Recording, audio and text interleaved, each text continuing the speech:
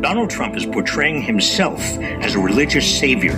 He says Election Day will be Christian Visibility Day. Trump has repeatedly compared his criminal trials to the crucifixion of Jesus, promoted videos calling his re-election, quote, the most important moment in human history, and as a divinely appointed ruler. So God made Trump. He claims to be a holy warrior against an imaginary attack on Christianity. Tear down crosses, but no one will be touching the Trump administration, I swear to you. Selling his own version of the Bible. We must make America pray. Trump is playing to a rising white Christian nationalist movement within the Republican Party. I say it proudly, we should be Christian nationalists. Christian nationalists believe that the law of the land is not the Constitution, instead the law of God, as they interpret it. Trump supporters are increasingly overt in their calls to replace democracy with a MAGA theocracy. The church is supposed to direct the government, and I'm tired of this separation of church and state junk. We should be a Christian nation. Welcome to the end of democracy. We're here to overthrow it completely. We didn't get all the way there on January 6th, but we will endeavor to get rid of it and replace it with this right here. That was a cross he was holding. The idea that the will of voters is irrelevant because God has anointed Trump was a recurring message in the efforts to overturn the 2020 election. Because it is not Joe Biden that rules this country. It's the king of everything in this world. In previous videos, I highlighted how MAGA Republicans have embraced core elements of fascism. The combination of fascism and Christian nationalism is called Christofascism, a term first used half a century ago by the theologian Dorothy Zola.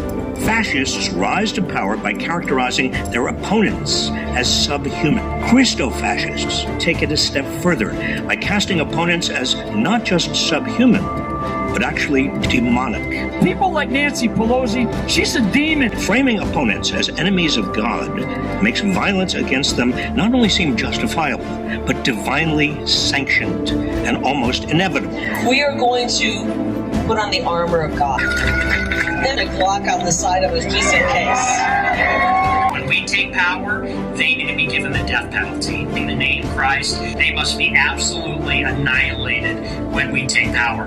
Christofascists want to strip away a wide range of rights Americans take for granted. Former Trump staffers involved in developing plans for a second Trump term have called for imposing biblical tests on immigration, overturning marriage equality, and restricting contraception. And MAGA-aligned judges are already setting their dogma ahead of the Constitution. In his concurring opinion on the case that declared frozen embryos are people, Alabama Supreme Court Chief Justice Tom Parker cited God more than 40 times and quoted the book of Genesis and other religious texts. Nothing could be more un-American than the Christian nationalist vision. So many of America's founders came here as refugees seeking religious freedom. The framers of the Constitution were adamant that religion had no role in our government.